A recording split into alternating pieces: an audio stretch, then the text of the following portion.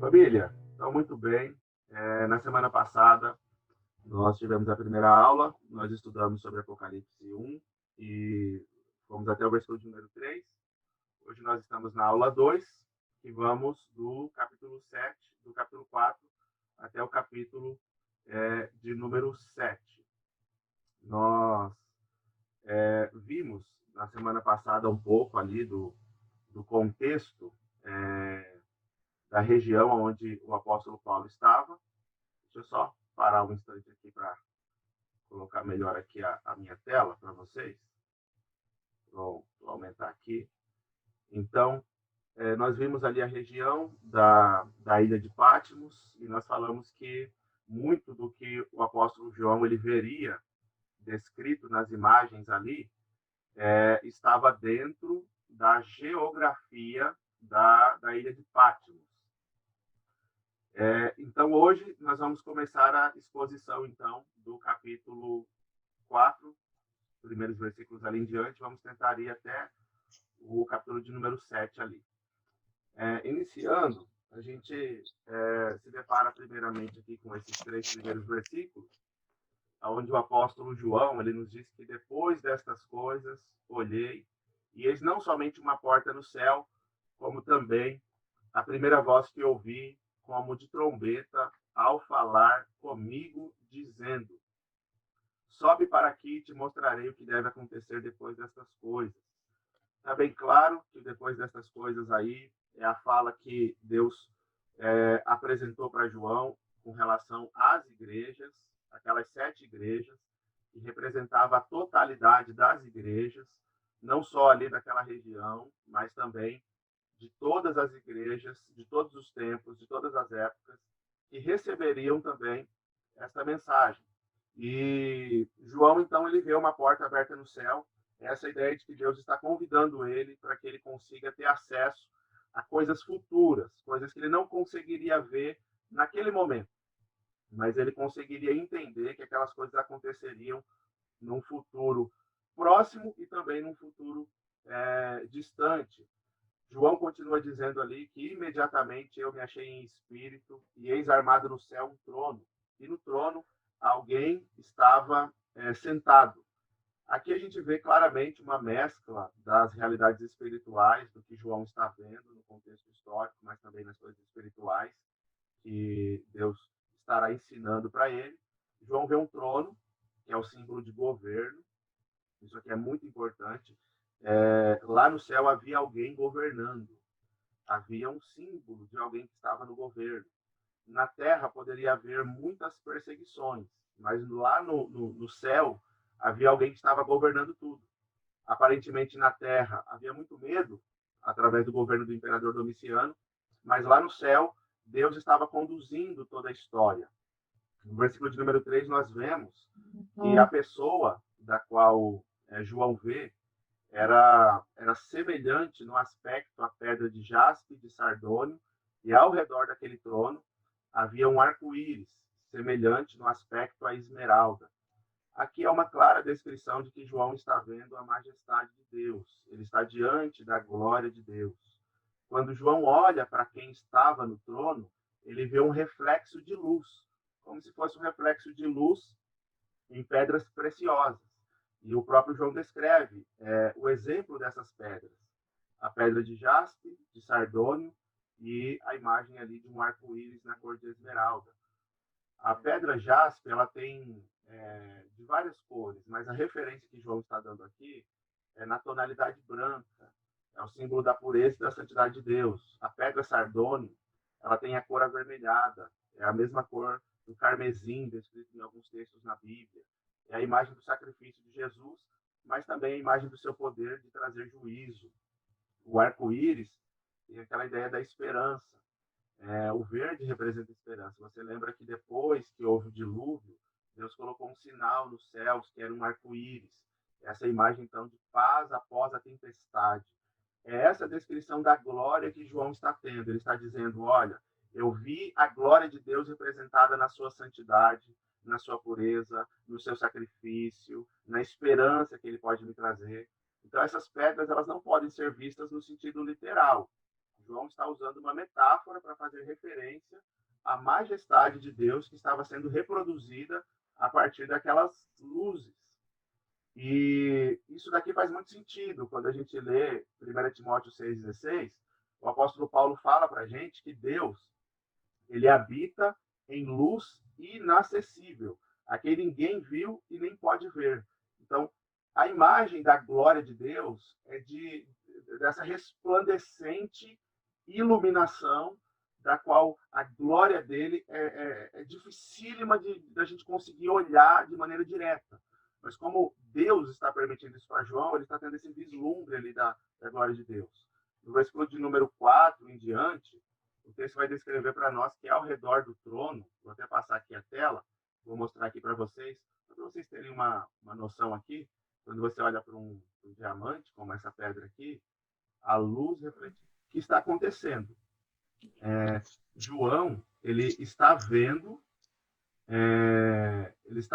a majestade de Deus refletida como se fosse numa pedra dessa, preciosa.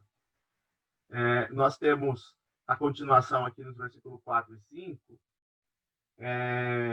O texto diz que ao redor do trono há também 24 tronos, imagem aqui também tronos de autoridades, mas a gente vai ver que é de autoridades celestes. E assentados nesse trono, há 24 anciãos vestidos de branco, em cujas cabeças estão coroas de ouro. Do trono saem relâmpagos, vozes e trovões, e diante do trono ardem 7 tochas de fogo, que são 7 espíritos de Deus. A pergunta que fica é de quem são esses 24 anciões? Quem que é essa representação ali? Quando a gente olha para algumas interpretações, a gente vai ver que tem pessoas que acreditam que os 24 anciões eles representam a totalidade dos redimidos, tanto no Antigo Testamento quanto no Novo. Então, é como se fosse a contagem das 12 tribos com os 12 apóstolos, representa a totalidade dos redimidos. Mas a gente não tem muita referência bíblica para ter para entender dessa forma. Quando a gente olha para outra interpretação, tem gente que diz que esses 24 anciãos representam a totalidade dos crentes que foram arrebatados e já estão com Deus lá na glória. Só que também nós não temos referência bíblica que descreve isso. Até porque no momento da volta do Senhor Jesus, pessoas estariam sendo ressuscitadas. Como que haveria ressurreição dos mortos se os mortos já estão lá na glória? Não é mesmo? Então, é mais correto a gente olhar para estes 24 anciões como sendo figuras de seres angelicais. Lá no capítulo 5, versículo 8, vai descrever que esses 24 anciãos eles tinham taças que eles apresentavam diante de Deus, e dentro das taças haviam incensos, que eram as orações dos santos, dando ali uma ideia de que eles estavam fazendo uma mediação entre a oração dos santos e a presença de Deus. Eles estão levando essas orações ali diante do Senhor. Então, dificilmente seriam pessoas glorificadas ali. Há de se entender que são, de fato, seres angelicais. É importante também a gente destacar que, por muitas vezes, o apóstolo Paulo destacou hierarquias de anjos no céu, e ele diz que haviam tronos, haviam principados e potestades, dando essa ideia de hierarquia. E no Antigo Testamento, e muitas vezes, há a figura de anjos em volta de Deus, representando ali um conselho celestial. A gente vai ver isso em Salmo 89, versículo 7, Isaías 24, 23. Então, a impressão principal que a gente precisa ter desses 24 anciãos é de que eles são seres celestes, que estão a serviço de Deus, assim também como os 4 seres viventes que a gente vai destacar aqui também na passagem. O texto no versículo 5 diz que do trono saem relâmpagos, saem vozes. Quando a gente olha ali para a imagem das 7 tochas, que são 7 Espíritos de Deus, é uma referência, então, ao Espírito Santo. Na continuação aqui, nós temos os versículos de número 6 a 8, onde o texto diz que haviam, então, 4 seres viventes, eles estavam cheios de olhos, por diante e por detrás. O primeiro ser vivente é semelhante ao leão, o segundo é semelhante ao novilho, o terceiro tem o rosto de homem, e o texto vai dizer que o quarto é semelhante a uma águia quando está voando. interessante também a gente descrever aqui quem são esses 4 seres viventes.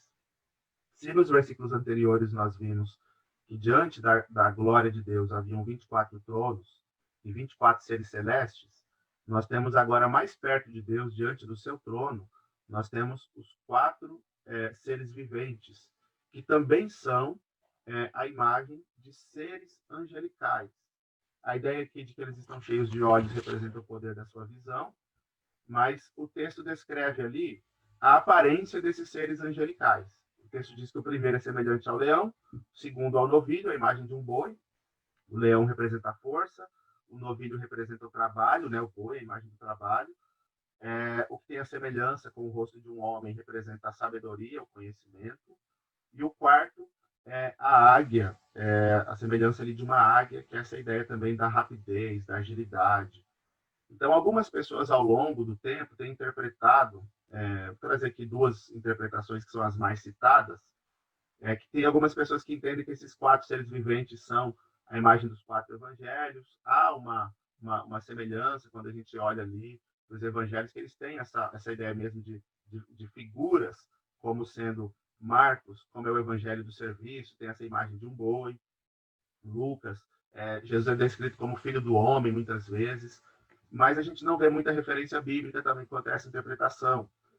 Algumas pessoas vão dizer que esses 4 seres viventes representam a natureza glorificada, representada lá nos céus, porém, é mais correto a gente afirmar que esses 4 seres viventes eles têm uma grande semelhança lá com Isaías no capítulo 6. Vou mostrar uma tela aqui para vocês, que é interessante essa tela.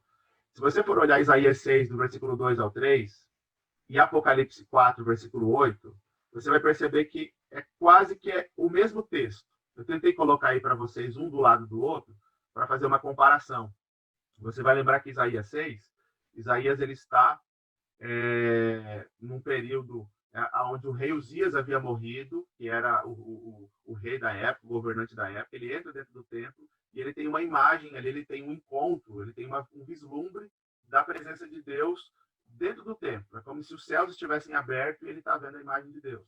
E o texto diz que ele vê serafins que estavam por cima dele, dentro de Deus, voando. Quando a gente olha para João, João vê 4 seres viventes. O versículo aqui na continuação, a partezinha azul, que eu tentei destacar aqui para vocês verem como é muito semelhante, Isaías diz que cada um tinha 6 asas, e com 2 cobria o rosto, com 2 cobria os seus pés e com 2 voava. João vai dizer que cada um deles tinha respectivamente 6 asas. Eles estão cheios de olhos, e são olhos ao redor e por dentro, e João diz que eles não têm descanso de dia e de noite, eles estão proclamando, eles estão falando, santo, santo, santo, é o Senhor Deus Todo-Poderoso, aquele que era, que é e que há de vir.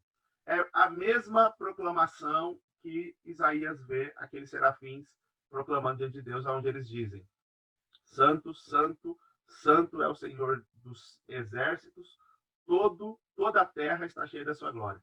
E se você for olhar, é como se Isaías tivesse tido um olhar daqueles serafins, ele vê uma parte, mas não vê por completo. Já João, quando ele olha para o céu, ele consegue, ele está diante da majestade de Deus, então ele consegue ter uma visão mais clara de como eram aqueles anjos. Então, a gente entende que a melhor descrição para esses 4 seres viventes é que eles representam seres angelicais que estão a serviço de Deus. E a imagem ali do seu rosto, como boi, águia, o homem, a imagem do leão, é uma descrição da sabedoria, do conhecimento, da força, da agilidade que eles têm enquanto eles exercem o serviço a Deus. O texto continua, no capítulo 4, a gente vai ver do versículo 9 até o versículo de número 11, a gente vai ver quando esses seres, tanto os 24 anciãos como os 4 seres viventes, eles começam a adorar a Deus, porque o capítulo 4, Deus está dando uma imagem para João de que é ele quem está no governo, é Deus quem está governando. Deus está no trono, Deus está na glória, Deus está governando o mundo. Domiciano está na terra, há muito sofrimento, há muita dor, há muita perseguição, mas Deus está governando todas as coisas. Então, esses seres angelicais, eles explodem numa adoração a Deus de uma maneira muito extraordinária. Eu não vou ler todos os versículos aqui, mas só para você saber que do versículo 4 até o do versículo 9 até o versículo de número 11, há uma adoração feita aqui. João presencia essa explosão de adoração ao Deus que está lá nos céus, e até uma imagem ali de que os 24 anciãos se prostram diante dele, e também eles depositam as suas coroas diante de Deus, mostrando ali que os anjos estão reconhecendo a realeza divina naquela adoração. A gente tem aqui apenas uma imagem para mostrar para vocês a representação do que João estava vendo. É como se João estivesse vendo aqui uma representação de toda a glória de Deus, a imagem aqui da santidade de Deus, a luz refletida, o sacrifício, a luz refletida também na cor vermelha, o verde de esperança, os 4 seres viventes em volta de Deus, representando esses serafins que estão a serviço do Senhor, os 24 anciãos que estão ao redor do Senhor também, nos seus tronos, e João, então, está tendo essa visão da majestade de Deus. Aí nós iniciamos o capítulo de número 5. O capítulo 5 começa dizendo que João viu na mão direita daquele que estava sentado no trono um livro. De repente, os olhos de João vão em direção à mão de Deus. E ele vê um livro na mão do Senhor. E o texto diz que aquele livro estava escrito por dentro e por fora. E ele estava selado com 7 selos. A ideia de escrito por dentro e por fora é como se estivesse escrito na frente, no verso. Aquele livro tinha um selo. A gente não pode imaginar os livros que nós temos hoje. A imagem daqueles pergaminhos, aquele rolo que estava enrolado ali, e para poder fechar o livro, eles usavam uma espécie de um selo mesmo.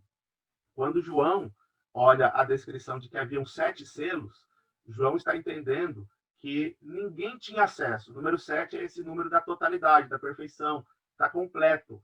Ninguém tem acesso a esse livro, ele está com 7 selos, ele está fechado completamente. Então, ninguém havia condições de abrir aquele livro, e naquele livro continha todo o desfecho da humanidade. A gente vai ver a continuação do texto dizendo que um anjo forte proclama em grande voz, e ele pergunta, ele diz, olha, quem que é digno de abrir o livro e de desatar os seus selos? Quem que é? E há um silêncio no céu, aquele anjo pergunta e não aparece ninguém. O texto diz que nem no céu, nem na terra, nem debaixo da terra, não havia ninguém que podia abrir aquele livro. E essa pergunta desse anjo, ela é proposital, para que João soubesse que não havia ninguém que poderia abrir aquele livro e revelar para João o desfecho de toda a história. Até que um dos anciãos fala para João, porque João começa a chorar muito. Ele está vendo que há algo muito importante dentro daquele livro, mas ninguém poderia abrir. E João entra num estágio ali de muito choro, de desespero. Um dos anciãos vem e fala para ele que havia alguém que era digno de abrir aquele livro. E aí nós temos a descrição de quem é que poderia abrir. O versículo 4 diz, eu chorava muito, João chorava muito, porque ninguém foi achado digno de abrir o livro, nem mesmo de olhar para ele. Todavia, um dos anciãos me disse, não chores, eis que o leão da tribo de Judá, a raiz de Davi, venceu para abrir o livro e desatar os seus 7 selos. Quando a gente olha para essa referência do leão da tribo de Judá, a gente vai se lembrar que lá no Antigo Testamento, Judá era um dos filhos de Jacó, que representava uma das 12 tribos, e Jacó, quando ele dá a bênção para esse filho chamado Judá, ele o descreve como um leãozinho. Ele diz, você é um leãozinho, ó Judá.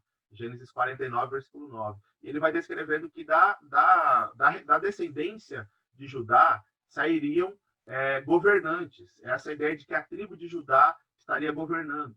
Então, Jacó distingue o seu filho Judá, indicando que a sua tribo governaria. E o reino seria colocado em Judá. A gente tem essa referência também da região de Judá como sendo uma referência de reino. Então, por esse motivo, Jacó, o patriarca, ele está designando Judá como esse filhote de um leão, essa imagem de poder. E é dessa linhagem, da linhagem de Judá, que vem o rei Davi, e posteriormente vem o rei Jesus. Por isso que é importante, olha, o leão da tribo de Judá, da descendência de Judá, dos governantes que vieram de Judá, da promessa de que o Messias viria. É esse Messias que pode abrir o livro. O texto fala que ele também é a raiz de Davi. Davi não estava mais governando, parecia que havia acabado o governo de Davi. Mas haviam muitas profecias, assim como Isaías 11, que fala que um rebento brotaria da raiz de Jessé, ou seja, haveria um governante que seria maior do que Davi, que viria, e é essa a imagem de Jesus. Então, o governo de Davi não existia mais, era apenas um tronco. Mas dessa raiz, desse tronco que aparentemente estava morto, brotaria agora um novo ramo, que seria esse governante, essa imagem de Jesus Cristo. Então, da descendência de Judá, da raiz de Davi, há a expressão de Jesus. Ele venceu para abrir o livro e desatar os seus selos. É a imagem de Jesus, meus irmãos. A clara imagem de que Jesus era o único digno de abrir aquele livro. O versículo 6 ao 9 vai descrever ali para a gente que João, ele viu no meio do trono e dos 4 seres viventes e entre os anciãos, alguém de pé, que tinha a aparência de um cordeiro tendo sido morto. E há uma descrição de como era essa imagem dessa pessoa, que é a referência de Jesus, porque fala que era como cordeiro tendo sido morto. Ele tinha 7 chifres, bem como 7 olhos, que são 7 Espíritos de Deus enviados por toda a terra. João está tendo uma clara visão da pessoa do Senhor Jesus Cristo. A aparência do cordeiro, como tendo sido morto, é a imagem do seu sacrifício.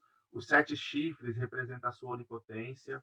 Os 7 olhos representam a sua onisciência, porque ele vê todas as coisas. Os 7 Espíritos de Deus enviados por toda a terra representam a sua onipresença. Então, João está, de alguma forma, tentando descrever para nós quem é que ele havia visto. Como essa carta seria lida apenas pelos cristãos, os ímpios não conseguiriam entender essa carta. João usa elementos que são muito vistos no Antigo Testamento, que os cristãos conseguiriam entender. Então, ele viu o Cordeiro, ele viu o Senhor Jesus, ele viu o Todo-Poderoso, ele viu aquele que é onisciente, que é onipresente, que conhece todas as coisas. É essa visão que João está tendo. E ele, então, se levanta. Versículo ali de número 7. Ele se levanta, ele toma o livro da mão direita daquele que estava sentado no trono, ele pega o livro das mãos de Deus, o Senhor entrega nas suas mãos este livro. É a ideia de que ele está recebendo, Jesus está recebendo a autoridade para realizar o desfecho de toda a história. Aquele livro ninguém podia abrir, agora ele está nas mãos de Jesus. E Jesus vai abri-lo. E ele vai, então, realizar o desfecho de toda a história.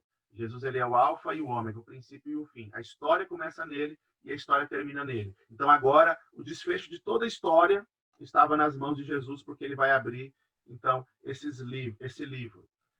O versículo de número 8 vai dizer que quando ele tomou o livro, os 4 seres viventes e os 24 anciãos prostraram-se diante do Cordeiro, tendo cada um deles uma harpa e taças de ouro cheias de incenso, que são as orações dos santos. Uma demonstração aqui de que as orações do povo de Deus jamais é esquecida. Esses anjos estão apresentando essas orações diante de Deus. E é interessante que essas orações aqui nos trazem muita esperança, porque não há nenhuma oração de nenhum cristão que fique esquecida diante do Senhor. E após, então, o Senhor Jesus tomar o livro na mão, acontece uma nova adoração lá no céu. Porque o texto diz, então, que eles apresentam as orações dos santos a Deus, eles entoam um novo cântico, dizendo: digno és de tomar o livro e de abrir-lhe os selos, porque foste morto, e com o teu sangue compraste para Deus os que procedem de toda tribo, língua, povo e nação. Há uma explosão novamente de adoração lá nos céus, e os anjos fazem festa, porque eles estão vendo que Jesus pegou o livro e ele agora vai abrir esse livro e ele então vai contar, vai descrever ali todo o desenrolar daquela história. Aí nós temos do versículo 9 ao versículo 14 essa descrição da adoração feita a Deus. É um texto muito bonito, que você pode depois lê-lo, do versículo 9 ao 14, mas descreve, então, essa adoração. O versículo 12 diz: digno é o cordeiro que foi morto, de receber o poder, e riqueza, e sabedoria, e força, e honra, e glória, e louvor. Então ouvi que toda criatura que há no céu e sobre a terra, e debaixo da terra, e sobre o mar, e tudo que neles há, estavam dizendo: aquele que está sentado no trono e ao cordeiro, seja o louvor e a honra e a glória e o domínio pelos séculos dos séculos. e havia uma grande adoração ali nos céus. Aí nós chegamos no capítulo de número 6, onde nós vemos o momento exato em que o Cordeiro, que Jesus Cristo, ele começa a abrir os selos. Então, você imagina que cada selo ele vai descrever uma parte da história. Não que sejam numa sequência, mas é que ele está contando uma parte de cada uma delas para nós. E aí, quando ele abrir todos os selos, nós vamos ver uma descrição de toda a história, de tudo que aconteceria nesse período que a gente chama dos últimos dias, que a Bíblia chama dos últimos dias, que é esse período entre a primeira vinda de Cristo e a segunda vinda de Cristo. E aí, então, Jesus ele abre o primeiro selo, versículo de número 1 do capítulo 6. O texto diz: vi quando o Cordeiro abriu um dos 7 selos, e ouvi um dos 4 seres viventes dizendo, como se fosse voz de trovão, vem. Vi, e então eis um cavalo branco e o seu cavaleiro como um arco, e foi-lhe dada uma coroa, e ele saiu vencendo e para vencer. Família, quando a gente vê a abertura desse primeiro selo, nós temos a descrição de que este cavaleiro ele representa o próprio Cristo na figura do Evangelho. Algumas pessoas vão ter outras interpretações, mas nós entendemos que a partir dos textos bíblicos, porque a Bíblia vai interpretar a própria Bíblia, nós vemos a referência ao próprio Cristo aqui. Mas você vai ver pessoas que dizem que esse cavaleiro ele representa aqui como os próximos cavaleiros, os próximos 2 cavaleiros representam coisas ruins. Eles pensam que esse cavaleiro aqui representa destruição, representa coisas ruins também. Há quem entenda até que esse cavaleiro é a imagem do anticristo. Porém, quando a gente vai ver a descrição dos versículos bíblicos, nós vamos perceber que a imagem desse cavaleiro é a imagem do próprio Cristo, por alguns motivos. Na Bíblia, a descrição de vitória é dada somente a Cristo. A gente vai ver que lá para a igreja de Laodiceia, Jesus disse, eu venci e me assentei com meu Pai no trono. A imagem de alguém que venceu. Lá, na sequência, é descrito que ele é o leão da tribo de Judá, a raiz de Davi, que venceu para abrir o livro e desatar os seus 7 selos. Então, essa imagem, ele é o primeiro selo que está sendo aberto ali. Além disso, a gente vai ver outras expressões de Jesus na Bíblia, dizendo que ele venceu. Então, essa imagem desse primeiro cavaleiro é a imagem de Jesus Cristo. A cor aqui também descrita por esse cavaleiro é a mesma cor lá de Apocalipse, no capítulo 19, versículo 11 e 14, onde Jesus aparece vindo, montado num cavalo branco. Então, é essa imagem. Quando a gente vai olhar para Apocalipse 1, versículo 14, a gente vai ver que os seus cabelos são brancos como a lã. A gente vai ver Jesus falando para a igreja de Pérgamo que ele daria uma pedrinha branca para aquele povo. Para a igreja de Sardes, vestimentas brancas. Jesus, ele é visto também como esse ancião de dias, né? Então, essa imagem de que a referência do cavaleiro montado no cavalo branco é a figura de Jesus representando o evangelho. E é interessante a gente pensar nisso, porque o evangelho, ele vai vencer, ele sai vencendo. Durante todo esse período, a gente vai ver tragédias acontecendo, mas o evangelho vai vencer todas elas. O segundo selo é aberto, versículo de número 3 e 4. João viu quando o segundo selo foi aberto, e ele viu então que saiu outro cavaleiro, e estava montado num cavalo vermelho, e ao seu cavaleiro foi-lhe dado tirar a paz da terra para que os homens se matassem uns aos outros. O segundo selo é a imagem de guerras, é a imagem de pessoas sendo mortas por motivos de guerra. As guerras sempre marcaram a história humana. O mundo sempre vai falar de paz, mas eles vão procurar a paz a partir de guerra. E mesmo que a sociedade venha avançando, cada vez mais melhorando, as guerras nunca vão parar, nunca vão ser extintas, porque Jesus está dizendo ali que haveriam muitos períodos de guerra. Esse segundo selo representa esses períodos de guerra. O texto fala que foi-lhe dada autoridade para tirar a paz da terra e para que pessoas matassem umas às outras. Esse cavaleiro está representando aquela mesma fala que Jesus teve em Mateus 24, versículos 6 e 7, de que nós ouviríamos falar sobre guerras e rumores de guerra. E nação se levantaria contra nação e reino contra reino. É a mesma expressão de Jesus. Nação contra nação é a imagem de conflitos internacionais. Reino contra reino é a imagem de conflitos internos, regionais. É a violência que existe no campo, é a violência urbana, é a violência a partir da intolerância religiosa. Só para a gente ter uma noção de que esse cavaleiro ele representa as mortes a partir de guerras que haveriam ao longo de toda a história, a gente vai ver que na Segunda Guerra Mundial houve mais de 50 milhões de pessoas que morreram e 28 milhões que ficaram mutiladas a partir desta guerra. No Holocausto foram mais de 6 milhões de judeus que foram mortos nas câmaras de gás. Em decorrência da bomba atômica lançada lá em Nagasaki e Hiroshima, morreram mais de 180 mil pessoas e ainda tiveram mais outras 100 mil que foram vítimas de radiação. Então, esse selo representa as várias guerras que aconteceriam ao longo da história até a volta de Cristo, até a segunda vinda de Cristo. Nós temos a descrição do terceiro cavaleiro, que é a imagem do cavalo preto, que tem essa ideia do abalo econômico. Versículos 5 e 6. Quando abriu o terceiro selo, ouvi o terceiro ser vivente dizendo, vem. Então vi, e eis um cavalo preto e o seu cavaleiro com uma balança na mão. E ouvi uma, como que voz no meio dos 4 seres viventes, dizendo, uma medida de trigo por 1 denário e 3 medidas de cevada por 1 denário, e não danifiques o azeite e o vinho. A imagem aqui, então, por esse cavaleiro estar com uma balança na mão, é de que haveria, ao longo da história, até a volta de Jesus, muitos abalos econômicos. A ideia do trigo aqui, uma medida de trigo por 1 denário, tem essa imagem de que o trigo, naquela época, era o principal alimento daquele mundo. As pessoas consumiam muito trigo. A cevada era o alimento mais barato, que era alimento para os mais pobres. E aí, o texto está dizendo que haveria uma superinflação. O valor ali de 1 denário é como se fosse o salário de um dia de trabalho.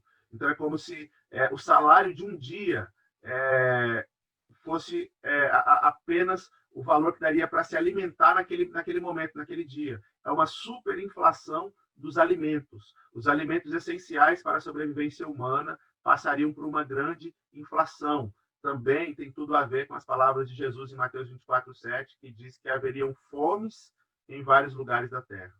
Por conta de guerras, por conta de inflação, muitas pessoas viveriam, então, esse mal-estar de não ter nem o que comer. É um abalo econômico mundial acontecendo. O versículo de número 6 diz, não danifiques o azeite ou o vinho. É uma expressão de que há um limite para essa escassez, porque os 7 selos não representam ainda todo o fim. Em especial, este selo não representa ainda a totalidade do fim, mas uma parte dele. O versículo de número 4, ou melhor, o quarto selo, que está ali descrito no versículos... vou colocar aqui para vocês na próxima tela.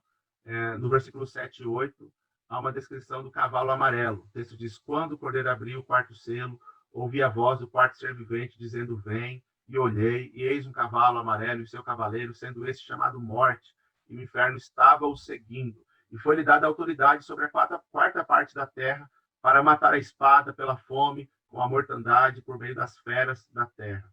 Jesus está dizendo que até a sua volta, muitas pessoas morreriam. O segundo cavaleiro representa mortes por guerra. Esse cavaleiro já representa mortes de maneiras variadas. São mortes espalhadas pelo mundo inteiro, a partir de fome, a partir de violência, a partir de pestilência, a partir de animais selvagens, como o texto está dizendo ali, que são os animais, as feras da terra.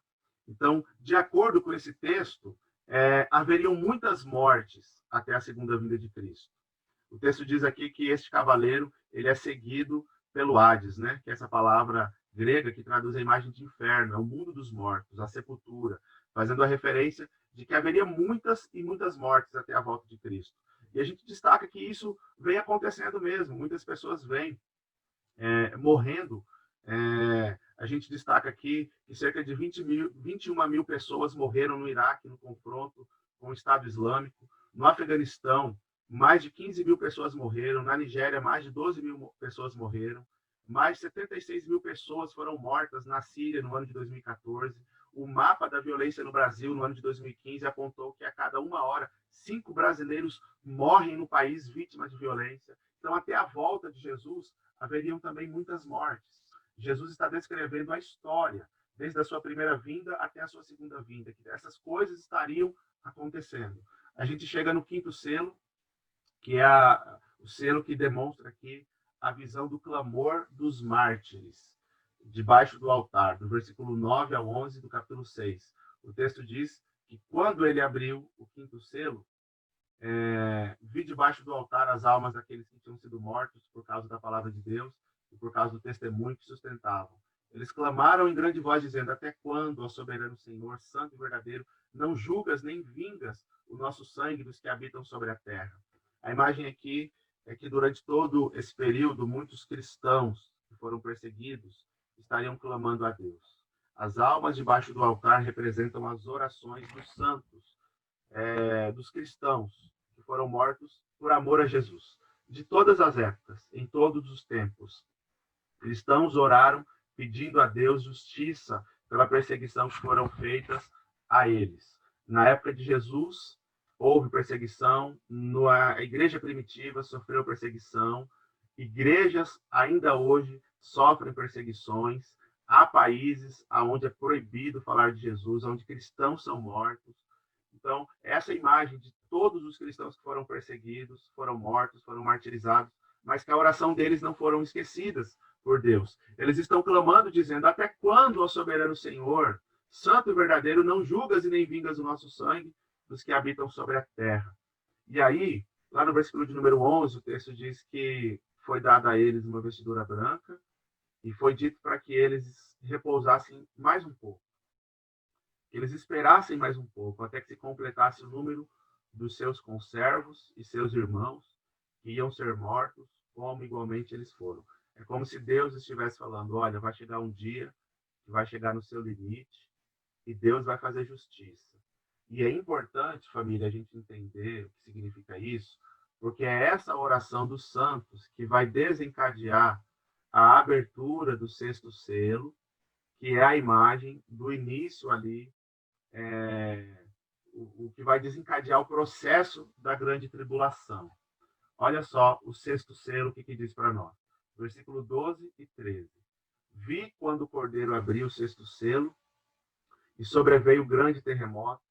O sol se tornou negro como saco de crina e a lua toda como sangue. As estrelas do céu caíram pela terra como figueira quando abalada por vento forte.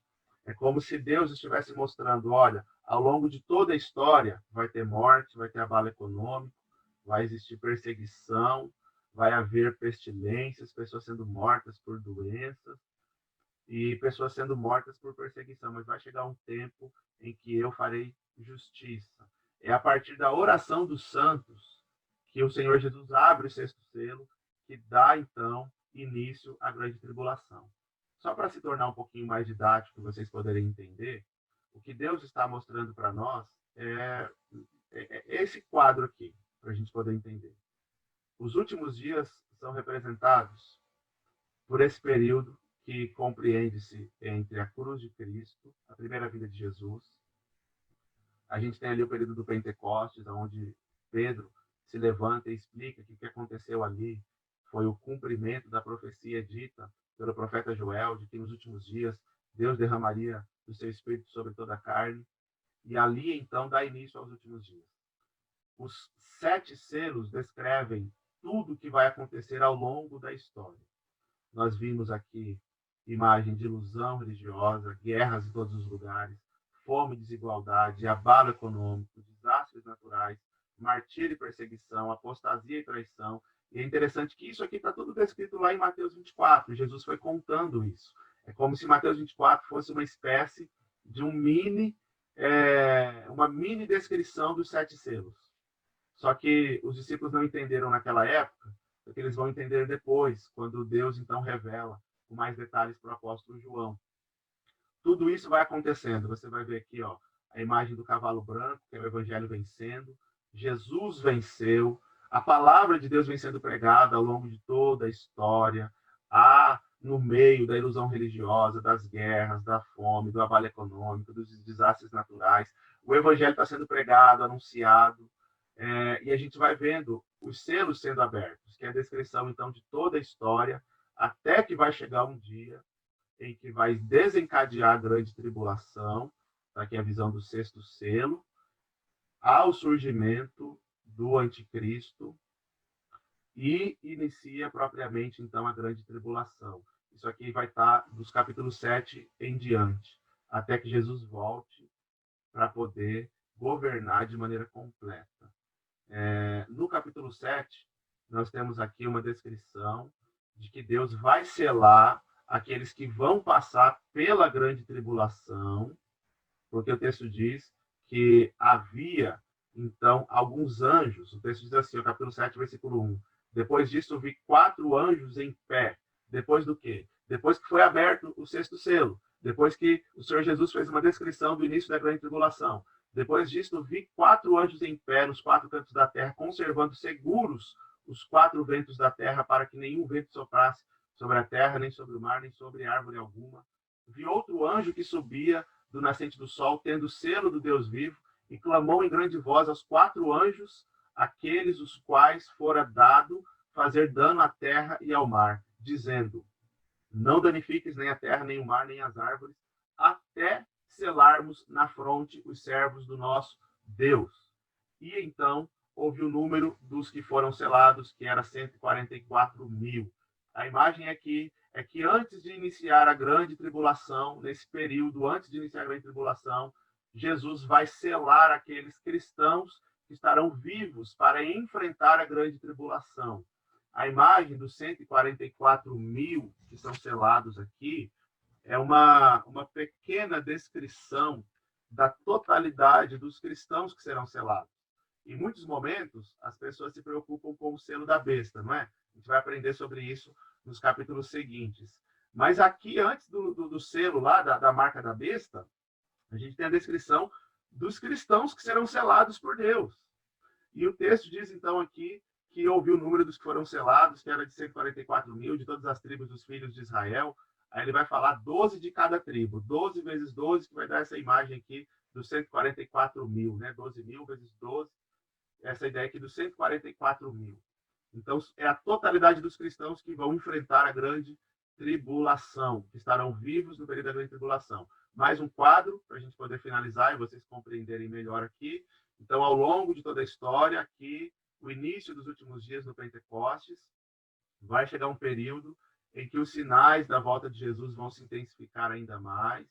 Aquela imagem da mulher grávida que está pronta para dar à luz e perto da criança nascer, as contrações aumentam, os sinais representam o período que revelam a volta de Jesus, e vai chegar um tempo que os sinais vão ficar mais intensos, que é o princípio, então, ali das dores. A descrição dos selos descreve toda a história até a volta de Cristo. Quando chegamos no sexto selo, a descrição do início da grande tribulação, mas antes de se iniciar a grande tribulação, nós temos aqui, então, os 144 mil, que são os cristãos que estarão vivos nesse período, serão selados por Deus para enfrentar a grande tribulação. Na sequência, vai haver o surgimento do anticristo, e então prossegue aqui a grande tribulação. Então, essa foi a aula de hoje. Nós aprendemos aqui do capítulo 4 ao capítulo de número 7, a descrição, então, da majestade de Deus, Deus governando tudo dos céus, ele pegando o livro da história nas mãos, e ele vai revelar para João o que vai acontecer até a sua vinda, e a gente vai, então, tendo uma intensificação dessa história a partir, então, do capítulo 8 em diante, porque começa a descrição, então, da grande tribulação. Amém? Na próxima aula, nós estaremos fazendo